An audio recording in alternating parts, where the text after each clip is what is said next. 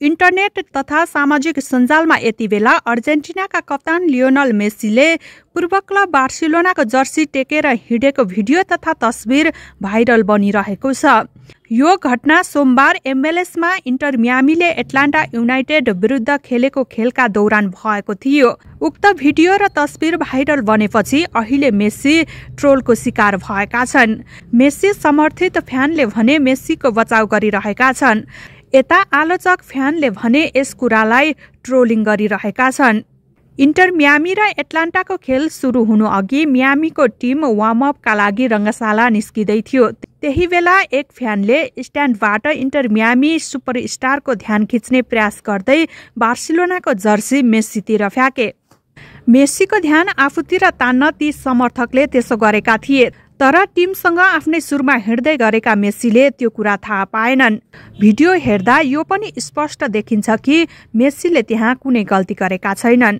माथि स्ट्यान्डबाट कुनै फ्यानले मेसीलाई ताकेर फ्याकेको जर्सी मेसीको खुट्टा अघि झर्छ। त्यो बेला मेसीको नजर अन्तै हुन्छ। उनले त्यो कुराको ख्याल गर्दैनन् र पाइला चाल्दा खुट्टा पूर्व क्लब बार्सिलोनाको जर्सी माथि पर्छ। टेकिसकेपछि मात्रै मेसीले यो देख्छन्। एक पाइला अघि बढिसकेका मेसीले आफूले बार्सिलोनाको जर्सी टेकेको थाहा पाउँछन्। उनले फर्केर हेर्छन् तर जर्सी भने उठाउँदैनन्।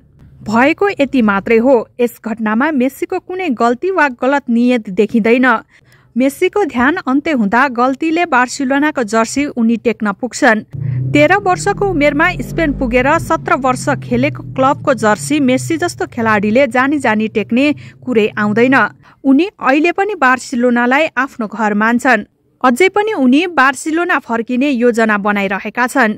इन्टर मियामीले सो खेलमा 2-1 को जित निकाल्दा मेसीले पनि 20औं मिनेटमा गोल गरेका थिए, तर सो खेल दौरान मेसी घाइते भएका थिए। मांसपेशी चोटका कारण मेसीले अर्जेन्टिनाका साथमा यस महिना विश्वकप छनौटमा हुने ब्राजिल र उरुग्वे विरुद्धको खेल गुमाउने पक्का भएको छ।